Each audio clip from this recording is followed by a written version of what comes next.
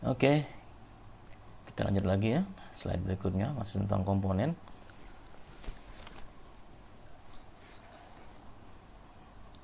Nomor 4 sekarang adalah oil filter. Oil filter elemen, kita lihat ada beberapa tipe dari oil filter ya. Nah, ini kita lihat bagian dalam dari oil filter. Nah, ini ada cartridge-nya ini. Nah, ini cartridge. Ya, ini yang kita ganti ini kalau kita melakukan servicing ya, pada jam-jam tertentu, misalnya pada setiap 50 jam ini kita ganti, tapi luarnya nggak diganti. Mangkoknya ini mangkoknya, bolnya ini nggak diganti. Kita ganti biasanya cuma dua aja, seal ini ya sama cartridge-nya ya. Dalamnya seperti ini kalau di Lycoming itu, nah, setiap dia overhaul 2000 jam, nah dibelah itu, cartridge-nya dibelah, dijembreng, nah dilihat ada apa itu dalamnya, ada metalik apa, sehingga ketahuan kondisi dari internal lubrication engine itu benar atau tidak ya. Namanya pakai SOAP ya, Spectrometric Oil Analysis Program. Nah, ketahuan itu metalnya apa saja di situ ya. Oke. Ini tipe yang hanya cartridge saja yang diganti ya. Kemudian tipe yang kedua, ini ada oil filter cartridge yang terbuat dari metal ya. Ini mungkin semacam copper ya, tembaga. Ini pada saat inspeksi ini kita cabut ya, kita bersihkan ya. Cara bersihkannya bagaimana? Lihat di chapter tentang servicing di engine ya. Ada yang pakai ultrasonic, ada yang mungkin boleh pakai air pressure ya. Kemudian atau dibersihkan pakai solvent, tergantung ya. Sekali lagi perhatikan dari servicing, chapter servicingnya, metode bersihkannya. Jadi ini tipe yang tidak dapat dibersihkan, di reusable, dia kayak kawat ya, dapat digunakan setelah inspeksi dan cleaning. Oke. Tipe yang berikutnya adalah satu rumahnya diganti semua, dan ini sering kita pakai karena ini sangat praktis ya. Ini spin on filter, elemen and housing are disposable. Elemen dan housingnya ini, mangkoknya ini semuanya dibuang, diganti yang baru. Misalnya setiap 50 jam kita ganti, nggak peduli kondisinya, dan kita nggak perlu cek kondisinya kecuali kita punya labnya ya. Kita punya labnya, ini kita buka, kita belah, nah kita lihat dalamnya ya, kita lihat dalamnya. Kalau ini yang tadi yang di awal ya, ini disposable filter elemen, ini reusable housing, jadi housing yang tetap dipakai, cartridge-nya yang dalam ini yang diganti ya. Dan biasanya yang ikut diganti itu adalah seal dan packing. Makanya kalau mau inspeksi kita harus request dulu, kita hitung apa yang harus kita ganti. Jangan nanti requestnya lama, jadi waktu inspeksi kita jadi lama. Jadi kalau kita mau inspeksi oil filter, berarti kita request ke gudang, ke store ini ya, dan kita minta seal ini ya. Ini lebih aman kalau dua-duanya kita ganti, dan itu biasanya diminta di Tascart ya, dua-duanya diganti. Oke. Kemudian oil cooler. Nah, oil cooler ini ya. Oil cooler ini konstruksinya ya. Jadi kondisi A ini adalah kondisi oilnya dalam keadaan normal operating temperatur. Berarti nggak usah lewat di dalam core-nya ini. Ini core. Jadi oil dari sini nanti ya. Ada kapilar ya. Nah, oil cukup dingin atau normal temperatur, maka oilnya akan melewati jaket aja di luar nih ya, di luar nanti lewat sini. Nah, ini thermostatic flow control valve yang tadi kita sebut temperatur control valve ya. Jadi kalau dia oil masih dingin, maka kan kalau material ini bendingin, dia akan mengkeret ya, atau akan kontraksi ya, akan mengkerut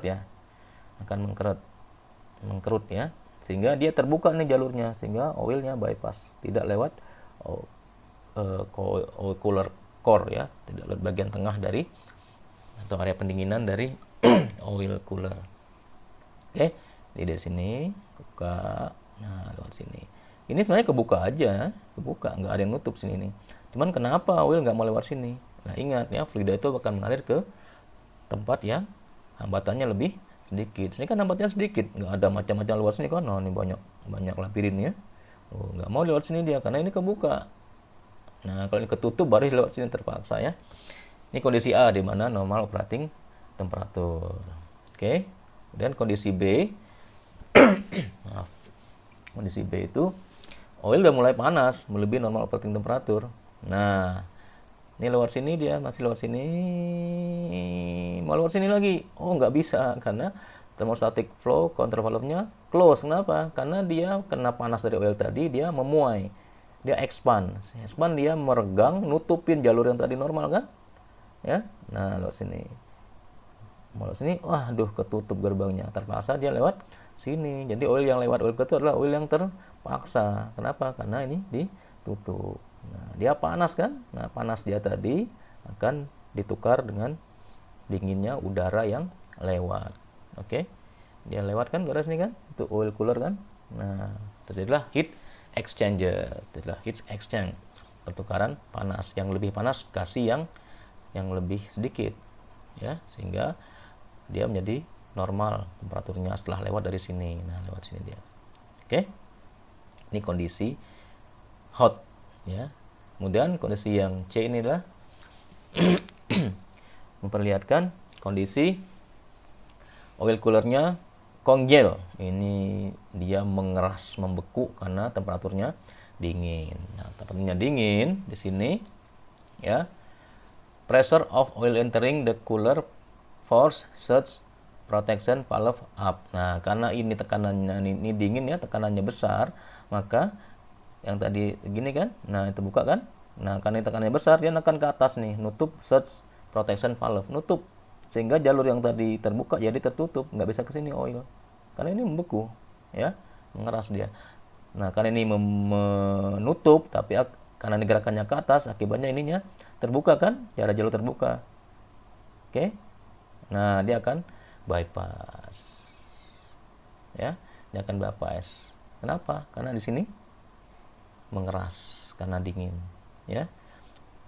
Poppet valve close, preventing oil flow into cooler, mencegah oil masuk ke dalam oil cooler. Kenapa? Ya, emang tidak perlu pendinginan lagi, dia udah dingin banget di sini, ya. Jadi kalau di luar negeri yang ada musim dingin, ya, itu kesulitan kalau mau start engine karena olinya itu mengeras, ya, harus dipanaskan dengan cara-cara tertentu, ya. Kemudian yang keenam adalah oil reservoir atau oil tank. Nah, ini yang tipe apa nih, ayo? Tipenya tipe dry, ya. Nah, ini tipenya ada dua nih. Ini yang pakai hopper tank, ada yang nggak pakai hopper tank. Kita lihat yang nggak pakai hopper tank ini normal aja ya. Nah, ini ada standpipe. Standpipe itu engine ke engine oil pump. Ya, kenapa ada standpipe? Nah, kalau ini bocor di sini bocor, maka masih ada oil. Ya, di sini bocor, maka ada oil yang dapat menggerakkan propeller ke arah feathering. Ya, preserve oil for propeller feathering. Kalau di tipenya tipe constant speed propeller. Nah, kalau yang tipe yang nggak pakai hopper, nah apa sih hopper? Jadi ada tank kecil dalam tank besar. Nah, tank ini berlubang-lubang nih oil tanknya, sehingga dia cepat memanaskan oil ya.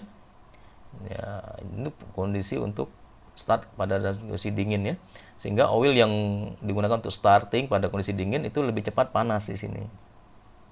Ya, kan dia sedikit saja kan, ya, volumenya yang kecil, ini volumenya besar, jadi yang volumenya kecil lebih mudah panas kan dari oil return ini. Nah, dalam keadaan normal, setelah engine normal operating temperatur, nah dia akan normal lagi, temperatur sudah campur semua ya. Tapi pada saat start dia lebih cepat panas oilnya, sehingga lebih mudah mengalir ke dalam biring-biring yang perlu viskositas oil yang lebih rendah karena panasnya lebih cepat, dipercepat pemanasan oil pada saat starting. Ya, ini tipe-tipe oil ini. Jadi itu fungsi dari hopper tank ini. Ini hopper tank. Kalau ini kan nggak pakai hopper tank, ya, tetap pakai standpipe, ya, tetap pakai standpipe. Di mana-mana biasanya pakai standpipe untuk reserve fluid, ya,